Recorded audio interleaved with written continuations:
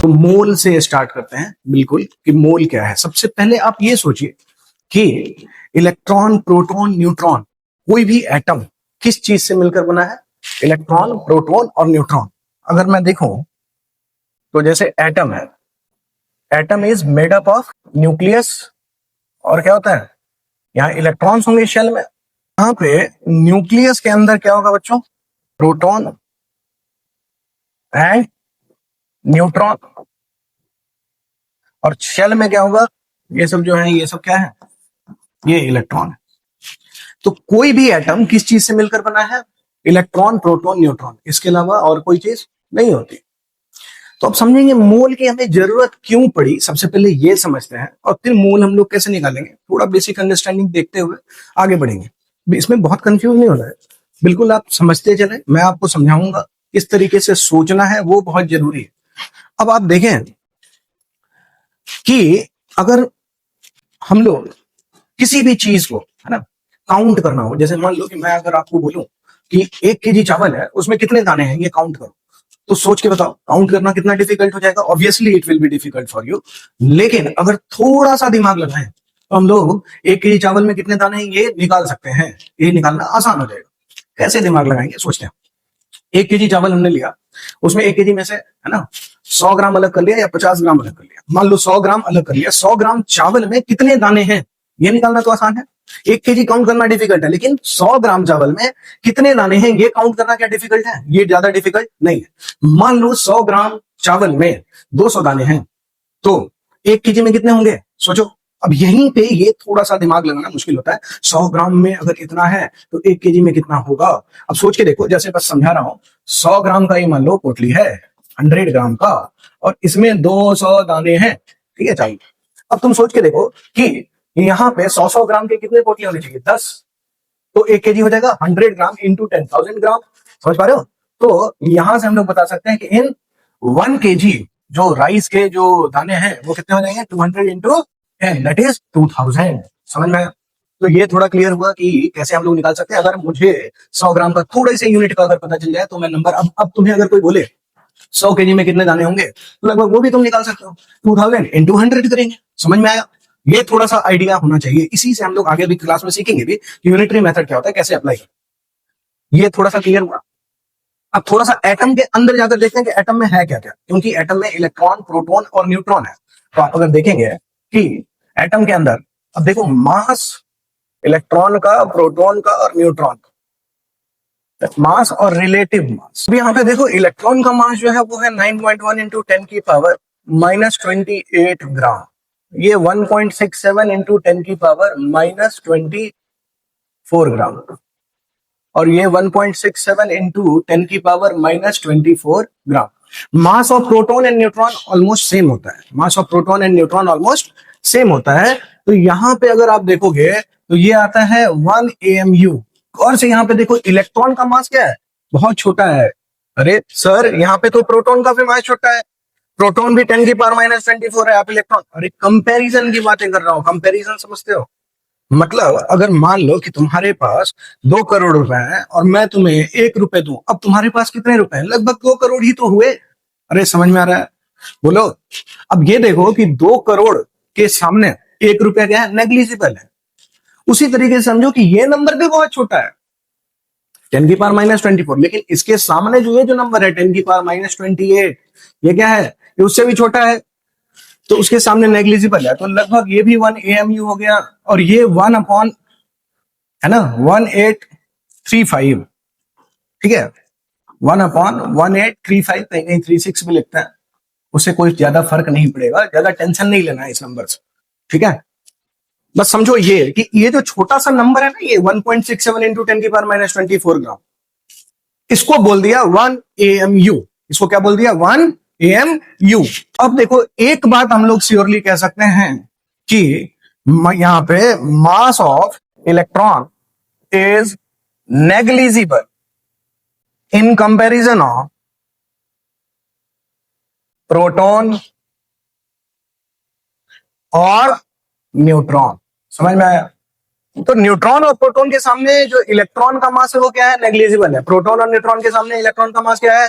Negligible है। तो अब देखो हम लोग ये कह सकते हैं कि मास ऑफ एटम जो है, मास ऑफ एटम जो है वो हम लोग कह सकते हैं मास ऑफ न्यूक्लियस के बराबर ही है, मास ऑफ न्यूक्लियस के बराबर है। तो न्यूक्लियस का जो मास है वही एटम का मास है, न्यूक्लियस का जो मास है वही एटम का मास है। यहां तक कोई डाउट है तो बताओ, क्लियर?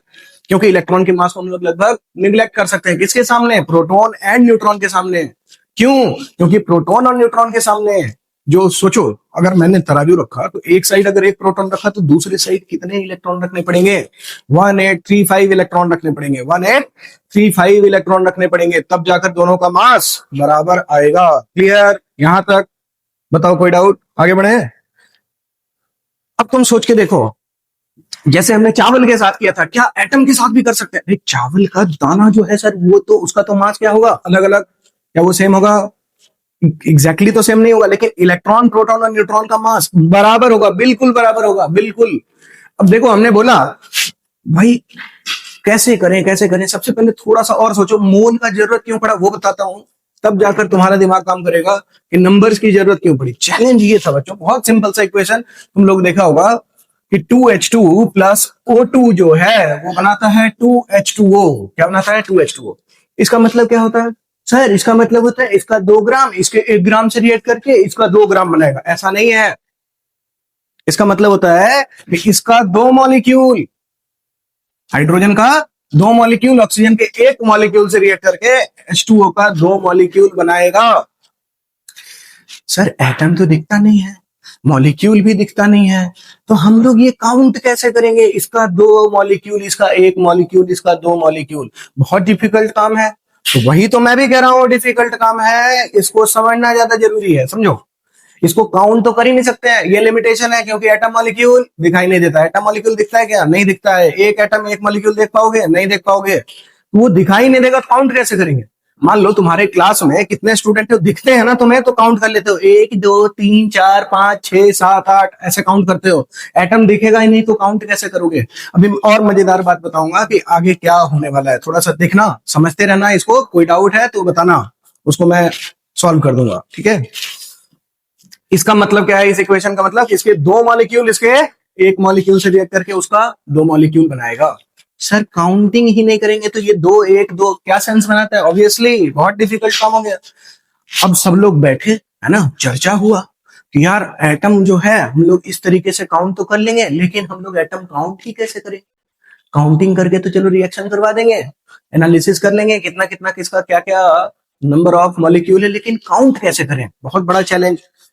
फिर हम लोगों ने बोला भाई इस चैलेंज का कुछ तो सॉल्यूशन निकालना पड़ेगा। तो सॉल्यूशन निकालने के लिए हमने क्या किया, ये देखो, बोला कि 1.67 into 10 to the power -23, sorry -24 में ग्राम में कितने प्रोटॉन है? 1 प्रोटॉन है। हमने बोला अरे भाई हमें यूनिटरी मेथड तो पता है, अभी लगाएंगे देखो आंसर आएगा। तो हम लोग बोल सकते हैं देन 1 ग्राम में कितना प्रोटॉन है? सर ये क्या पूछ लिया, 1 ग्राम में कितना प्रोटॉन ये कैसे बता दे? अरे यार 1.678, ये बचपन में पढ़े हो, हाँ? 5 ग्राम में 1 है तो 1 ग्राम में कितना? 1/5। तो ये जो नंबर है क्या हो जाएगा? डिवाइड हो जाएगा, ये और ये क्या बनेगा? 1/1.67 10 की पावर -24 प्रोटॉन। समझे? अरे एएमयू बोलते ना इसको। 1 प्रोटॉन का मास सोच रहे हो कितना ग्राम? इतना कम ग्राम दिखेगा तुमको। मैं तराजू दूं, बोलूं इतना ग्राम तौल के दिखाओ, तौल पाओगे? हैं? बहुत एडवांस तराजू भी दूंगा तो इतना कम 10 की पावर -24 ग्राम वेट नहीं कर पाओगे, बहुत मुश्किल काम है, लिमिटेशन है, बहुत छोटा हो गया ना प्रोटॉन। तो अब लेकिन देखो हमने बोला 1 ग्राम प्रोटॉन में कितने नंबर ऑफ प्रोटॉन है? सर काउंट तो नहीं कर, अरे मैथ लगा सकते हो यार, मैथ लगाओ, दिमाग लगाओ, मैथ लगाओ। मैथ लगाया हमने, यूनिटरी मेथड क्या है? 1/1.67 इंटू 10 की पावर -24, 10 की पावर -24। अब यहाँ पे देखो, यहाँ पे क्या हुआ, इसको जब सॉल्व किया ये आया 6.022 इंटू 10 की पावर 23 प्रोटॉन। बच्चों इसी नंबर को, ये नंबर तो सिर्फ देखा देखा है, अरे देखा देखा ही है, इसी को तो एवोगैड्रो नंबर कहते हैं। 1.67 इंटू 10 की पावर -24 को एएमयू, तो यहां से एक रिलेशन आ गया, यहां से एक रिलेशन आ गया 1/AMU इज एवोगैड्रो नंबर। अब यहाँ पे क्वेश्चन भी अगर आए कि अगर सर हम लोग मास ऑफ प्रोटॉन या न्यूट्रॉन बदल दें तो क्या एवोगैड्रो नंबर बदल जाएगा? बहुत बेसिक सा क्वेश्चन है ना। देखो ये जेई एडवांस में पूछा जाता है ऐसा क्वेश्चन, लेकिन बहुत फंडामेंटल क्वेश्चन हुआ। लेकिन तुम क्या बता सकते हो? अरे भाई ये जो एवोगैड्रो नंबर है आया है किस वजह से? मास ऑफ प्रोटॉन की वजह से। ये बदलेंगे तो ये भी बदलेगा, बिल्कुल बदलेगा। समझ में आया? अब सुनो सुनो सुनो सुनो, इधर देखो। तुम लोग इधर उधर मत देखो, थोड़ा ध्यान दो, ठीक है? पढ़ोगे तो भी तो समझ में आएगा, ध्यान नहीं दोगे तो कैसे समझ में आएगा? यहाँ देखो, 1 ग्राम में 1/1.67 इंटू 10⁻⁻24 प्रोटॉन। 1 ग्राम में कितना प्रोटॉन? 6.022 इंटू 10⁻23। अब मैं बार बार ये नंबर अगर बोलूं तो अरे इरिटेटिंग सा लगता है ना यार, बहुत डिफिकल्ट सा लगता है। इतना बार बार सर इतना बड़ा नंबर बार बार बोलना नहीं बोलना पड़ेगा। इसी को शॉर्टकट करने के लिए बोल दिया ऐसे, देखो इसको बोल दिया 1 मोल। इसी नंबर को क्या बोल दिया? 1 मोल। समझ में आया? अरे बोलो, क्लियर? आगे बढ़े। मतलब ये अभी तक क्लियर हुआ कि 1 मोल, 1 मोल। सर फिर आप एकदम से मोल पर आ गए, नंबर अभी लिखा था। अरे वो जो नंबर लिखा था 6.022 इंटू 10⁻23, वो जो पढ़ते हो ना तुम लोग, what is mole? Sir 12 gram, number of entity, number of carbon atom in 12 gram of C12 atom, उसको 1 मोल। अरे समझ में भी तो आना चाहिए। वो डेफिनेशन क्यों बना, कैसे बना, देखेंगे। पहले ये समझ लो कि मोल क्या होता है। 1 मोल, 1 मोल क्या लिखेंगे? 1 मोल प्रोटॉन का मास कितना होगा? 1 ग्राम। मैं बोलूं 1 मोल न्यूट्रॉन का मास, 1 मोल न्यूट्रॉन का मास ये कितना? 1 ग्राम। अरे समझ में आया कुछ? 1 मोल प्रोटॉन का मास 1 ग्राम, 1 मोल न्यूट्रॉन का मास 1 ग्राम। ये तो अब देखो प्रॉब्लम कैसे सॉल्व होगा। अब समझो, सर किसी एटम का मास कैसे निकालेंगे? आपने एटम बोल के प्रोटॉन और न्यूट्रॉन का निकाला। अरे भाई इधर देखो, थोड़ा सा ध्यान दो और यहां समझो। मैं अगर बोलूं कि 1 मोल हाइड्रोजन एटम, इसका मास कितना? 1 मोल hydrogen atom. Sir hydrogen, hydrogen मैं जानता हूं हाइड्रोजन। हाइड्रोजन में एक प्रोटॉन होता है और एक ही इलेक्ट्रॉन होता है सर। एक प्रोटॉन और एक इलेक्ट्रॉन। अच्छा, तुम जानते हो ये बात? तो जानते हो तो ये बताओ, हाइड्रो, अरे एटम क्या हुआ? एटम एक डब्बा ही तो है, इसमें प्रोटॉन इलेक्ट्रॉन न्यूट्रॉन होता है। अब इलेक्ट्रॉन का तो मास क्या होता है? नेग्लिजिबल। अभी समझो, मैं बोलूंगा 1 मोल, सोचो एक पैकेट बिस्किट में 10 बिस्किट आता है, तो 10 पैकेट में कितने बिस्किट आएंगे सर? एक पैकेट में 10, तो 10 इंटू 10 100। समझ में आया? 100। वैसे ही अगर मैं बोलूं एक है ना डब्बा है जिसमें 1 ग्राम, मतलब 1 ग्राम कह रहा हूं, एक प्रोटॉन है और एक इलेक्ट्रॉन है। अब इसी का 1 मोल अगर देखेंगे, 1 मोल हाइड्रोजन में 1 मोल प्रोटॉन होगा बच्चों, प्लस 1 मोल इलेक्ट्रॉन होगा। अरे होगा कि नहीं होगा? अब तुम सोच के देखो, mass of electron is negligible in comparison of mass of proton. नहीं सर तुम मानते ना यार। अरे 1/1835 ग्राम होगा ना, और 1 मोल प्रोटॉन का मास कितना होगा? 1 ग्राम। तो 1 मोल हाइड्रोजन का मास कितना हो जाएगा? 1 ग्राम। अरे समझ में आया? 1 मोल हाइड्रोजन का मास 1 ग्राम। अब रुको रुको रुको, हाइड्रोजन समझ में आ गया। एक और एग्जाम्पल।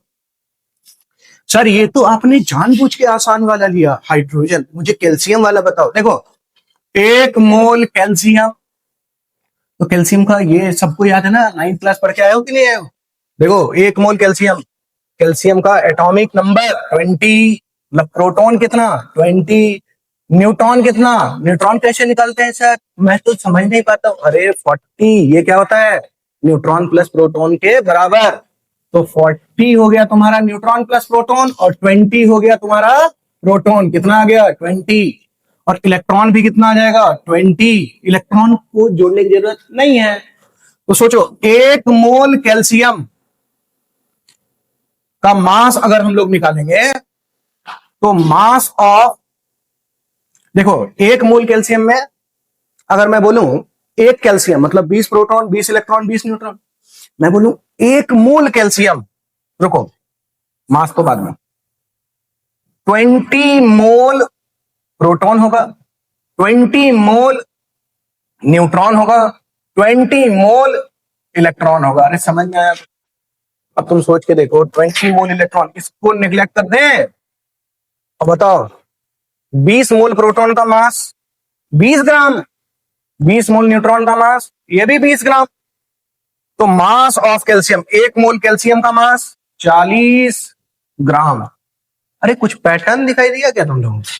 पैटर्न क्या बन रहा है कि सर कोई भी एटम का 1 मोल कितना हो रहा है, उसके ये जो एटॉमिक मास लिखा हुआ है इतना ग्राम हो रहा है। 1 मोल एटम का मास कितना हो रहा है, ये जो एटॉमिक मास है उतना ही ग्राम हो रहा है। ऑब्वियसली होगा ना। तुम सोचो कि 1 मोल कैल्शियम में क्या क्या होगा, 20 मोल प्रोटॉन 20 मोल न्यूट्रॉन, मतलब प्रोटॉन और न्यूट्रॉन का मास अगर सेम है तो 40 मोल न्यूक्लियॉन्स। न्यूक्लियॉन सर ये नया टर्म? अरे न्यूक्लियस के अंदर जो होता है उसको क्या बोलते हैं, न्यूक्लियॉन्स। प्रोटॉन एंड न्यूट्रॉन दोनों को ही क्या बोल सकते हैं, न्यूक्लियॉन्स। समझ रहे हो? क्लियर? अब देखो 1 मोल कैल्शियम समझ में आ गया, 20 मोल प्रोटॉन 20 मोल न्यूट्रॉन, 20 40 ग्राम। तो मैं बोलूं कि 1 मोल का मास, 1 मोल का मास कितना होगा, मोलर मास जो, सॉरी उसका जो भी एटॉमिक मास होगा उतना ग्राम। और अभी के लिए यही मान लो, क्योंकि 1 मोल में जितना मास होगा किसी भी एटम या मॉलिक्यूल का उसको मोलर मास बोल देंगे। मोलर मास को कैपिटल एम से डिनोट करते हैं, एम ग्राम। अब मैं देखो बोलता जाता हूं, चलो मेरे साथ जल्दी जल्दी एग्जांपल करो। 1 मोल नाइट्रोजन, इसका मास कितना होगा, इसका सर मास 14 ग्राम। 1 मोल फास्फोरस, इसका मास कितना होगा, अरे 15 मत बोलना, कितना होगा, 31 ग्राम। 1 मोल सल्फर, कितना मास होगा, कितना मास होगा, 32 ग्राम। अरे समझे, कुछ समझ में आया? सर 1 मोल सोडियम का कितना मास होगा, सोडियम का होगा 23 ग्राम। क्लियर है? यहां तो कोई दिक्कत? बताओ आगे बढ़े। चलो तो यहां से अब 1 मोल का तो मास पता चल गया, मोलर मास के बराबर। ठीक है, तो मैं बोलूं 2 मोल का मास, मैं बोलूं 2 मोल कैल्शियम का मास, तो 1 मोल का 40 ग्राम, 2 मोल का 2 इंटू 40 ग्राम, कितना हो गया, 80 ग्राम। तो मैं इसी को थोड़ा फॉर्मूला बना सकता हूं, देखो mass is equals to number of moles into molar mass, gram में आ जाएगा। जैसे मैं बोलूं क्वेश्चन 3 मोल सल्फर, इसका मास कैसे निकालेंगे सर? तो सल्फर का मोलर मास कितना हो गया भाई, सल्फर का मोलर मास ये 16, ये 32 ग्राम होता है। तो नंबर ऑफ मोल कितना है, 3, मोलर मास कितना है इसका आ गया 32, कितना हो गया 96 ग्राम। इस वक्त समझ में आ गया, 96 ग्राम। क्लियर? समझे? अब एटम का तो समझ में आ गया, एटम का तो समझ में आ गया, मॉलिक्यूल का क्या करें? अरे मॉलिक्यूल में भी तो इलेक्ट्रॉन प्रोटॉन न्यूट्रॉन ही है। अब देखो मॉलिक्यूल में इलेक्ट्रॉन प्रोटॉन और न्यूट्रॉन ही है। तो मैं बोलूं क्वेश्चन में कि 3 मोल CH4 का मास, तो 3 मोल CH4 मतलब CH4 है ना, इसका मोलर मास कैसे निकालेंगे? अरे सबका एटॉमिक मास ऐड कर देंगे, कार्बन का 12, हाइड्रोजन का 1, लेकिन कितना हाइड्रोजन है, 4, कितना हो गया 16। समझ में आया? अब यहां पे देखो मास इज इक्वल्स टू क्या होता है, number of moles into molar mass. Number of mole कितना है 3, मोलर मास कितना है 16, कितना हो गया 48 ग्राम। कोई दिक्कत? तो अब एटम या मॉलिक्यूल कोई भी हो, अगर क्या मुझे नंबर ऑफ मोल पता है तो मास, क्या मुझे नंबर ऑफ मोल पता है तो मास निकाल सकता हूँ? बिल्कुल निकाल सकता हूँ। यहां तक क्लियर है? बोलो नेक्स्ट। अब देखो, देखो बच्चों, यहां तक समझने के बाद आगे हम लोग देखेंगे, कुछ क्वेश्चन कर लेते हैं। Find mass of the following, जल्दी से करेंगे। 2 मोल CO2, 3 मोल SO3, जल्दी करो, कॉपी के साथ पेन में लिख लिख के खुद से करोगे नहीं तो समझ में नहीं आएगा। अगर मैं करूंगा तो मुझे ही समझ में आएगा, मैं ही फिर से इंटेलिजेंट हो जाऊंगा। तुम करोगे, तुम्हें सीखना है ना यार, कौन आया सीखने? तुम, तो तुमको करना पड़ेगा। तुमको अगर नहीं सीखना है तो वीडियो देखते रहो बस, उसको कॉपी पेन पे लिखने की कोई जरूरत नहीं है। सीखना है तो कॉपी लो, कलम लो और ये क्वेश्चन साथ में सॉल्व करो। 4 मोल C6H12O6, ये देखा देखा फॉर्मूला नहीं लग रहा है सर? ये तो ग्लूकोज है। हाँ, इसको ग्लूकोज कहते हैं, इसका मोलर मास निकालो। चलो कर लिया। चलो अब एक बार मैच करो, इसको पॉज करके सारे क्वेश्चन खुद से करो। उसके बाद देखो, अब मैं कर रहा हूं, इसको मैच कर लेना। इसका मास कितना होगा भाई? CO2 का सर, कार्बन का 12, ऑक्सीजन का 16 और 2, इसको ऐड करोगे 16 2 जा 32 प्लस 12 44।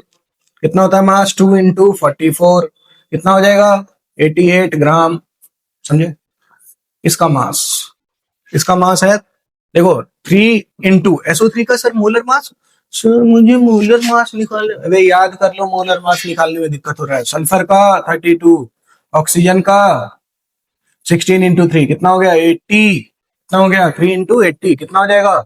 8 3 जा सर, 8 3 जा मुझे याद है 24, 240 ग्राम।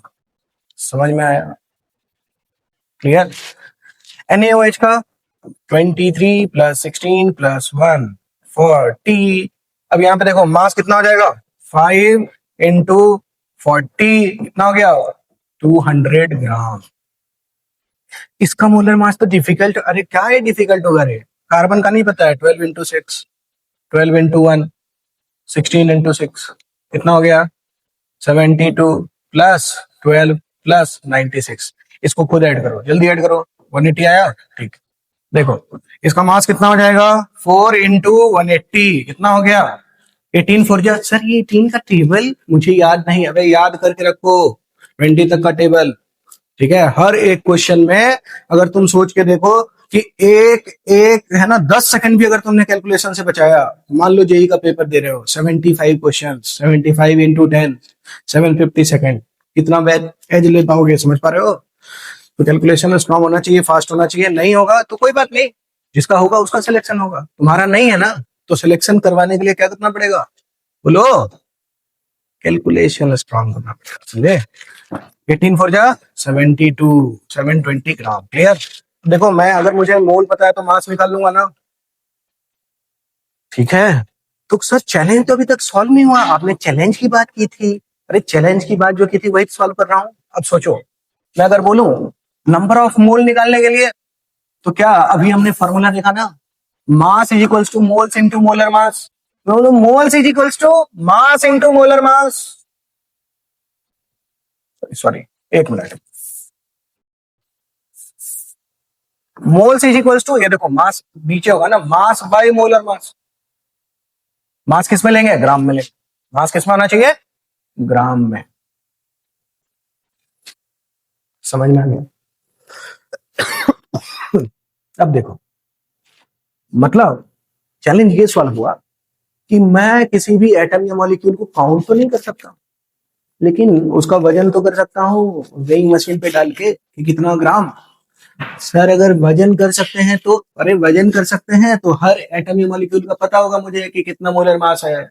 मास को मोलर मास से डिवाइड करेंगे, क्या आ जाएगा? मोल। मास को मोलर मास से डिवाइड करेंगे, क्या आ जाएगा? मोल। जैसे देखो क्वेश्चन, मैं बोलूं 44 ग्राम CO2, इसका मोल्स बताओ।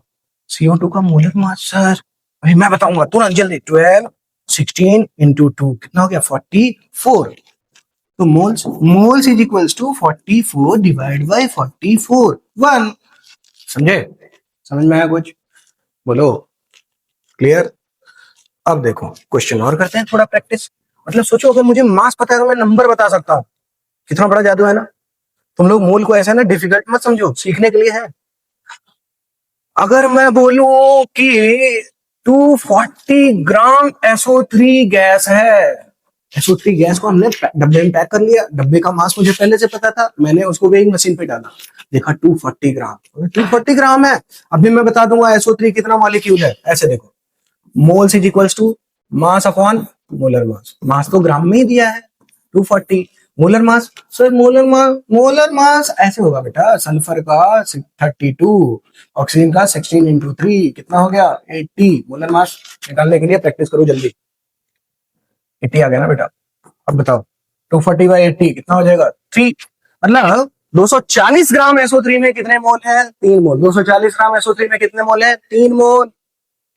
3 मोल सर, 3 मोल का मैं अबे अभी तो बोला था, मोल का मतलब ऐसे देखो, एक मोल में 6.022 इंटू 10 की पावर 23। तो नंबर ऑफ SO3 मॉलिक्यूल, बार बार ये बोलना डिफिकल्ट है ना, 3 इंटू एवोगैड्रो नंबर 6.022 इंटू 10 की पावर 23, इसको मल्टीप्लाई करोगे 18.066 इंटू 10 की पावर 20। साइंटिफिक नोटेशन में लिखते हैं तो 1 डेसिमल के बाद 1.8066 इंटू 10 की पावर 24 कर देंगे। क्लियर है? यहां तक नहीं आ रहा समझ में तो देख लो एक बार फिर से, लेकिन अच्छे से समझ लो। मतलब मैं 3 मोल बोलूं या ये नंबर बोलूं बराबर। अब ये नंबर कितना कंफ्यूजिंग है ना, बार बार एक ही नंबर बार बार रिपीट हो रहा था, हमने क्या किया मोल यूज कर लिया। 3 मोल 3 मोल 3 मोल, समझे? अब मैं अगर बोलूं क्वेश्चन कि यहां पे देखो, अब जैसे NaOH अगर मैंने दे दिया 200 ग्राम NaOH, इसमें कितना मोल? सर मैं बताऊंगा, देखो इसका मोलर मास कितना अभी निकाला था पिछले क्वेश्चन में 40। तो देखो moles is equals to mass by molar mass. Mass कितना 200 ग्राम, मोलर मास कितना 40, कितना 5 मोल। 5 मोल मतलब कितना 5 इंटू एवोगैड्रो नंबर, मतलब 200 ग्राम अगर NaOH लिया तो कितने मॉलिक्यूल होंगे 5 इंटू 6.022 इंटू 10 की पावर 23। बेटा ये नंबर ना अगर तुमको एटम या मॉलिक्यूल दिखता भी ना तो काउंट नहीं कर पाते। तुम सोच के देखो, तुम जैसे तुमने कितना पैसा सुना है? अगर मैं तुम्हें बोलूं किसी के पास 1 मिलियन एक मिलियन रुपया है, मतलब 1 मिलियन मतलब 1 मिलियन मतलब 10 की पावर 6, 10 की पावर 6 मतलब 10 लाख रुपए। मान लो किसी के पास 1 बिलियन रुपए है, सॉरी 1 बिलियन मतलब 10 की पावर 9, 10 की पावर 9 मतलब कितना रुपया है? 1 बिलियन मतलब, सर ये तो बहुत डिफिकल्ट है। अबे यार 10 लाख हुआ, उसमें 3 जीरो और लगाओ, एक जीरो लगाएंगे 1 करोड़, एक और जीरो लगाएंगे 10 करोड़, एक और जीरो लगाएंगे 1 अरब, 1 बिलियन मतलब 1 अरब, समझे? अब सुनो, मैं बोलूं 1 ट्रिलियन मतलब 1000 अरब, 10 की पावर कितना कितना होता है 12, 1 ट्रिलियन। तो किसी देश की इकोनॉमी जो होती है वो ट्रिलियंस में मेजर करते हैं, 10 की पावर 12 में, समझ रहे हो? किसी देश के पास इतने रुपए, मैं बोल दूं तुम्हारे पास 1 मोल रुपए मतलब तुम दुनिया में सबसे ज्यादा अमीर हो जाओगे। 1 मोल मतलब समझ रहे हो, किसी के पास 10 की पावर 12, इंडिया का जो इकोनॉमी ट्रिलियन ट्रिलियन में ही तो होगा, समझ रहे हो? तो तुमसे अगर कभी तुमको भगवान से कुछ मांगना पड़े, भगवान मुझे क्या बनाओ, मिलेनियर बिलेनियर ट्रिलियनियर या मोलेनियर, क्या बनाओ मोलेनियर, मोल अगर आ गया तो समझ रहे हो 10 की पावर 23, मतलब तुम्हारे पास 10 की पावर 23 नंबर में रुपए होंगे, मतलब तुम्हारे पास इतने रुपए होंगे कि तुम उस पैसे को ना काउंट नहीं कर पाओगे। सोच पा रहे हो? अगर मैं 2-2 लाख का गड्डी भी बनाकर दूं और एकदम स्टार्टिंग के लाइफ से लेकर लास्ट तक बोलूं तुम काउंट करते रहो तब भी 1 मोल रुपए काउंट नहीं कर पाओगे, सोचना, ठीक है? डिफिकल्ट है। तो अगर आगे से तुम्हें चांस मिले, है ना, मान लो ऊपर वाला खुश हो जाए, बोले मांगो मत क्या चाहिए, तो तुम क्या बोलोगे? सर मुझे 1 मोल रुपए दे दो, समझ रहे हो? 1 मोल मतलब बहुत बड़ा रुपया, मतलब ये फंडामेंटल क्वांटिटी के लिए यूज होता है। नॉर्मल लाइफ में 1 mole is very big number, very big very large number, समझ पा रहे हो? ठीक है, थोड़ा मोल क्लियर हुआ, मोल इज अ नंबर, ठीक है, जो क्या बताता है किसी भी सब्सटेंस का जो फंडामेंटल क्वांटिटी होते हैं उसको यूज करते हैं, उसके नंबर को बताने में हेल्प करता है। यहां तक अगर क्लियर हो गया तो आगे हम लोग समझते हैं, थोड़ा मोल मोल क्लियर हो गया। अब मोल क्लियर होने के बाद एक और चीज होता है, थोड़ा सा और एनालिसिस करते हैं, उसको समझो। मैं अगर बोलूं बच्चों, क्वेश्चन है कि 6 मोल CO2 है, तो कार्बन के कितने एटम और ऑक्सीजन के कितने एटम? जैसे मैंने बोला एटम एक डब्बा है जिसमें प्रोटॉन इलेक्ट्रॉन न्यूट्रॉन होता है, तो मॉलिक्यूल मॉलिक्यूल भी तो एक डब्बा है जिसमें एक CO2 मॉलिक्यूल मतलब एक कार्बन है और 2 ऑक्सीजन है। एक डब्बे में एक कार्बन है 2 ऑक्सीजन है, समझे? अब मैं बोलूं कि डब्बा कितना है 10 डब्बा, तो 10 कार्बन 20 ऑक्सीजन। मैं बोलूं 1 मोल डब्बा, एक मोल CO2 में मैं बोल सकता हूं कि 1 मोल कार्बन है एंड 2 मोल ऑक्सीजन है। अरे समझ में आया कुछ? अब देखो, तो अब यूनिटरी मेथड, 1 मोल में 1 मोल कार्बन, 2 मोल ऑक्सीजन, तो मैं बोलूं 6 मोल कार्बन और 12 मोल ऑक्सीजन। समझे? अब देखो थोड़ा जादू दिखाता हूं। 6 मोल कार्बन का मास 6 इंटू इसका मोलर मास 12। अब तो तुम फास्ट करने लग गए हो ना, तो तुम इंटेलिजेंट हो गए हो। 72 ग्राम।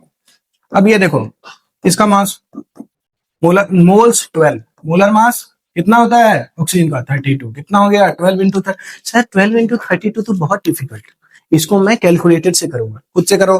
कैसे करेंगे? 12 का टेबल आता है, 12 टू जा 24, 2 रिमेनिंग, 12 3 जा 36 प्लस 2 384 ग्राम। इसको और स्प्लिट करके भी कर सकते हो। 12 इंटू 30, सर 12 इंटू 30 मुझे पता है, जीरो रहता है उसको छुपा देता हूँ। 12 इंटू 3 36, 360। 12 इंटू 30 360 और 12 इंटू 2 24। 360 प्लस 24 384। तुम्हारा जैसा मन करे करो, ये सब प्रैक्टिस करना पड़ेगा बेटा। अगर तुम प्रैक्टिस करोगे तो जल्दी सीखोगे। ठीक है, मैं करता हूं, मैं सीख चुका हूं, तुम भी करोगे तुम भी सीख जाओगे। क्लियर? अब देखना जादू। 6 मोल CO2, इसका मास कितना है? इसका मास है 6 इंटू CO2 का मैंने बताया था अभी 44। कितना हो गया? याद नहीं रखना है तुम्हें कैलकुलेटिंग, मुझे याद हो गया, बहुत पढ़ा चुका हूं ना, तो मुझे याद रहेगा। 6 4 जा 24, 6 4 जा 24 प्लस 2 20, 264 ग्राम। अरे ये क्या कर दिया? 6 इंटू, एक मिनट, गलती क्या हुआ? एक मिनट एक मिनट, देखो ये मैंने मोलर मास ज्यादा ले लिया बेटा। फिर से कोई बात नहीं, कभी कभी ऐसे सिली मिस्टेक हो जाता है, देख रहे हो? सिली मिस्टेक अगर मुझसे हो सकता है तो तुमसे भी हो सकता है, इसलिए संभल के करना चाहिए। ये देखो 12 और ऑक्सीजन का मोलर मास 16। अब चलो तुम कर सकते हो ना।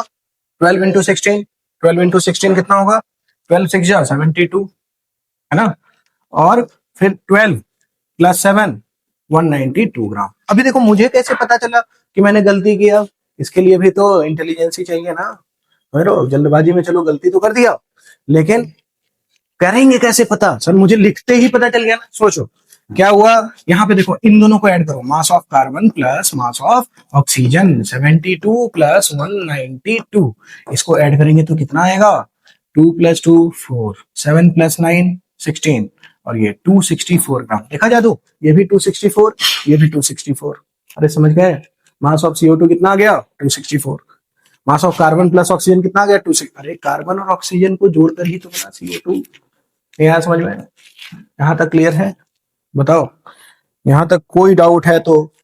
ठीक है, 6 मोल CO2 समझ में आ गया? एकदम एकदम क्लियर, एकदम क्लियर। चलो अब यहाँ पे मैं अगर बोलूं, क्वेश्चन है कि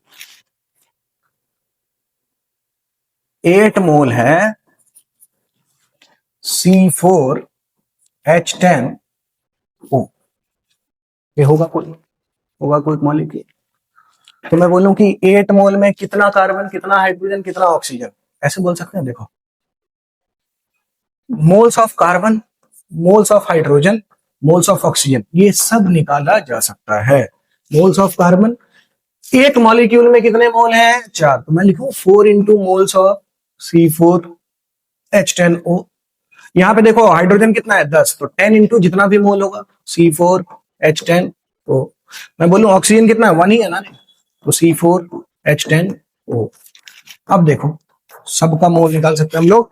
देखो 4 इंटू 8, ये सॉरी 10 इंटू 8, और ये 1 इंटू 8, कितना आ गया बेटा? 32 मोल।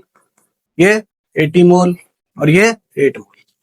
सबका मोल्स ऐसे करके हम लोग निकाल सकते हैं। अगर मुझे किसी मॉलिक्यूल का नंबर ऑफ मोल पता है तो इंडिविजुअल एटम का भी मोल निकाल सकते हैं, नहीं निकाल सकते हैं? इंडिविजुअल एटम का भी मोल निकाल सकते हैं। कोई डाउट? यहां तक कोई दिक्कत नहीं? अब चलो देखो, मोल्स का तो आइडिया लग गया थोड़ा, मोल्स का तो आइडिया लग गया। अब देखो मोल निकालने का ना 3 फार्मूला आता है बेटा। मोल निकालने का 3 फार्मूला, अभी देखते हैं कौन कौन। पहला फॉर्मूला सर आपने बता दिया, moles is equals to mass upon molar mass. दूसरा फॉर्मूला समझाता है। जैसे मैं बोलूं 60 केले हैं तो कितना दर्जन? सर एक दर्जन में 12 केले होते हैं, तो 60 में अरे 60/12 5। तो तुम्हें दर्जन तुमने कैसे बताया? 12 से डिवाइड किया। कैसे, क्यों डिवाइड किया? क्योंकि एक दर्जन में 12। तो मैं अगर बोलूं मोल से बताना, मोल भी तो एक नंबर है। मोल का क्या होगा? मान लो number of entity divide by Avogadro number. Example देखो, अगर मैं बोलूं 3.011 इंटू 10⁻²4 मॉलिक्यूल्स किसके हैं? Of O2। तो ये कैसे बताओगे? तो ये ऐसे बताएंगे, इसका मोल क्या होगा? ये है 3.011 इंटू 10⁻²4 डिवाइड बाय 6.022 इंटू 10⁻23। यही होता है ना एवोगैड्रो नंबर। तो जैसे दर्जन में 12 से डिवाइड किया, एवोगैड्रो नंबर से डिवाइड करेंगे तो मोल आ जाएगा। तुम तो अब इंटेलिजेंट हो गए हो, है ना? ये क्या हो गया? 3.011 से 2 टाइम्स, और इसको करेंगे तो 10 है। 10⁻24 माइनस 23 1 होता है। कितना हो गया? और इसको भी काट देंगे तो 5। आंसर आ गया 5 मोल। अब देखो, अगर मुझे नंबर ऑफ मॉलिक्यूल पता है, मैं मास भी बता सकता हूँ। कैसे? ये देखो, नंबर ऑफ मोल्स पता है ना रे, मास is equals to moles into molar mass. ये देखो, मोल कितना 5, मोलर मास कितना 32, कितना हो गया 160 ग्राम। समझे? थोड़ा आइडिया लगा? ये फॉर्मूला सेकंड वाला बहुत आसान है। बस तुमको क्या करना, number of entity divide by Avogadro number. Number of entity बोलो मेरे साथ, number of entity divide by Avogadro number. क्या आता है? मोल।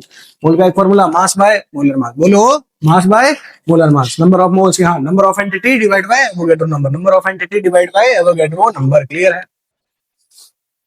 अब देखो तीसरा फॉर्मूला फॉर गैस।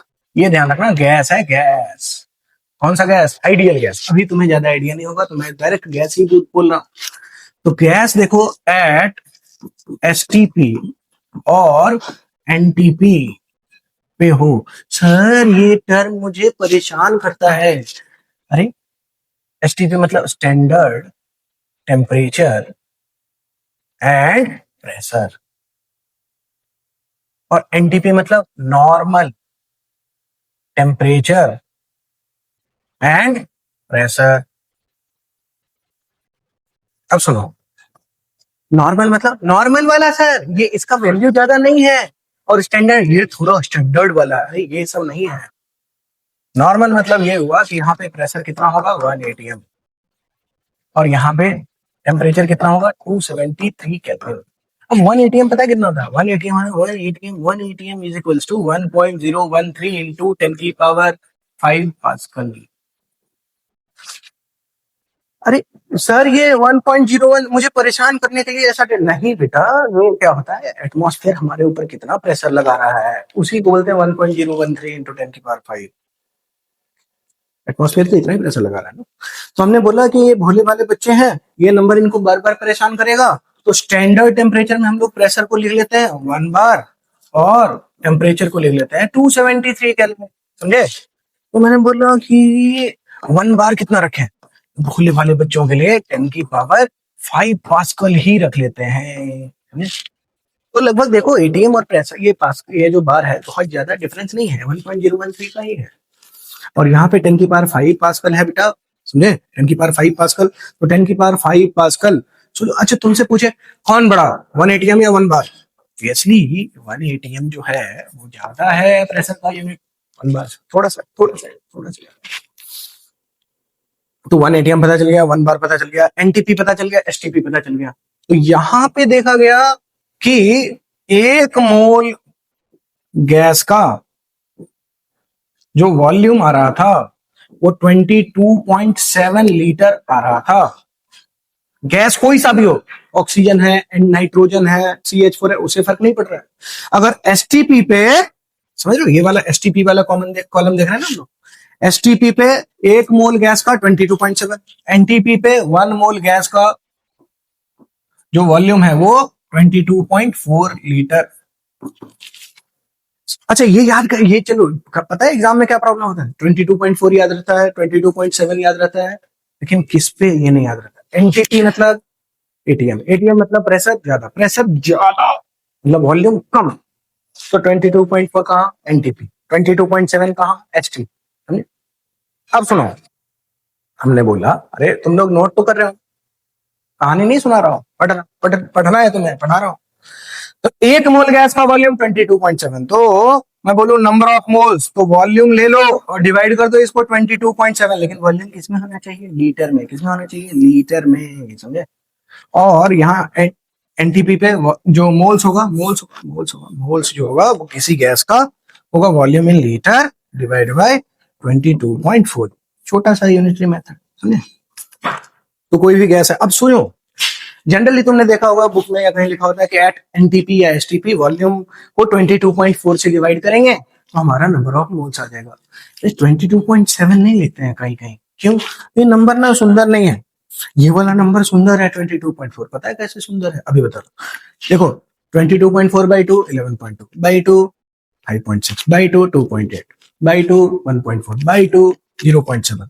0.70 को भी 5 से डिवाइड करेंगे तो कितना आ जाएगा 14। समझे? 14 5 जा 70। ऐसे कर सकते हैं। तो बहुत सारे फैक्टर हैं, इस नंबर के बहुत सारे फ्रेंड हैं, तो ये नंबर क्या है, सुंदर, ब्यूटीफुल नंबर। और ये 22.7 इसका कोई दोस्त नहीं है यार, ये बड़ा अजीब नंबर।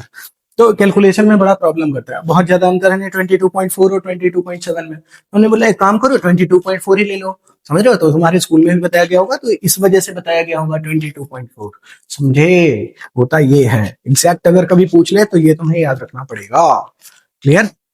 अब चलो देखो, मैं अगर बोलूं क्वेश्चन कि 44.8 litre of O2 gas at NTP, इसका वॉल्यूम बता, इसका मोल्स बताए। तो मुझे पता है किसी भी गैस का वॉल्यूम डिवाइड बाय 22.4 करते हैं एनटीपी पे, तो क्या आता है 44.8। ये तो लीटर में ही है ना बेटा। हाँ, डिवाइड बाय 22.4 मतलब कितना मोल, 2 मोल। तो देखो वॉल्यूम से भी, गैस के वॉल्यूम से भी हम लोग क्या बता सकते हैं, नंबर ऑफ मोल्स। गैस के वॉल्यूम से भी हम लोग क्या बता सकते हैं, नंबर ऑफ मोल्स। ठीक है, ठीक है, ठीक है, ठीक है, ठीक है। अब देखो, अब यहाँ पे हमने हमने हमने क्या किया, यहां से देखो मोल पता चल गया तो मैं क्या क्या बता सकता हूँ, नंबर ऑफ मॉलिक्यूल भी बता सकता हूँ, number of O2 molecule, number of O2 molecule कितना, 2 इंटू एवोगैड्रो नंबर, अरे मल्टीप्लाई कर लेना। ठीक है, अब मैं यहाँ पे बता सकता हूँ कि मास कितना है, तो mass is equal to moles into molar mass. Mole कितना है 2, मोलर मास O2 का कितना है 32, कितना आ गया 64 ग्राम। मतलब तुम ये समझो कि अगर तुम्हें कोई भी चीज बताना है तुम्हें किससे होकर गुजरना पड़ेगा, मोल से। अब देखो क्वेश्चन किस किस तरीके का बन सकता है, उसके लिए मैं तुम्हें एक वाई मैप बता देता हूँ। ठीक है, वाई मैप क्या होता है बेटा, यहाँ पे देखो, moles is equal to mass by molar mass, ये 3 फॉर्मूला अभी हमने। मोल्स ऑफ कोई भी गैस, गैस एट एनटीपी या एसटीपी अगर लिखा हो तो moles is equals to volume किसमें, लीटर में, डिवाइड बाय 22.4। और एक और होता है moles is equals to number of entity, number of entity divide by पेट्रो नंबर। तो 3 फार्मूला हमने देखा मोल्स का। अब तुम्हें मान लो मास दे दिया किसी गैस का, तो तुम मोल्स निकाल सकते हो, मोल्स निकाल के नंबर ऑफ एंटिटी निकाल सकते हो, मोल्स निकाल के वॉल्यूम निकाल सकते हो। समझ में आया? बोलो। तो क्वेश्चन ऐसा पूछता है कि देखो, ऐसे क्वेश्चन पूछ लिया कि 67.2 लीटर, ठीक है, CH4 गैस एट एनटीपी, इसका बताएं कितना मोल्स है, कितना मास है, कितने एंटिटी है। तो सबसे पहले मोल्स कितना होगा, 67.2 एनटीपी पे होता है तो 22.4 कितना आ गया 3। मैं डेटा कितना अच्छा दे रहा हूँ ना, है ना, डेटा अच्छा दूंगा तब, क्योंकि अभी सीखना है ना, बाद में क्वेश्चन डिफिकल्ट कर सकते हो तुम लोग, अभी सीख लो, मैथ्स तो आता है ना, कैलकुलेशन स्ट्रॉन्ग कर लोगे तुम लोग। अब number of entity, number of entity ये कितना, 3 इंटू एवोगैड्रो नंबर। सर ये 3 इंटू 6.022 इंटू 10 की पावर 23, 3 को मल्टीप्लाई करो इधर, 3 6 18.066 इंटू 10⁻23। मैं बोलूं कि मोल्स में मास बताओ, mass mass mass mass mass is equals to moles into mole. एक बार मोल निकाल लिया सब निकाल सकते हैं, सब कुछ। देखो मोल कितना इंपॉर्टेंट है और कितना आसान भी है। कितना CH4 का होता है 16, कितना आ गया 48 ग्राम। ठीक है बेटा, तो देखो हमने आज क्या सीखा, मोल सीख लिया। हमने क्या सीखा, मोल का, मोल्स के 3 फार्मूले सीख लिए बच्चों। ये वाला देखो मोल का 3 फार्मूला सीख लिया। ये देखो मोल का 3 फार्मूला। हमने मोल से क्या निकालना सीख लिया, कोई भी एटम या कोई भी मॉलिक्यूल का अगर मोल्स गिवन है तो अलग अलग एटम का कितना कितना मोल आ सकता है, ये तो उसको अच्छे से रिवाइज कर लेना।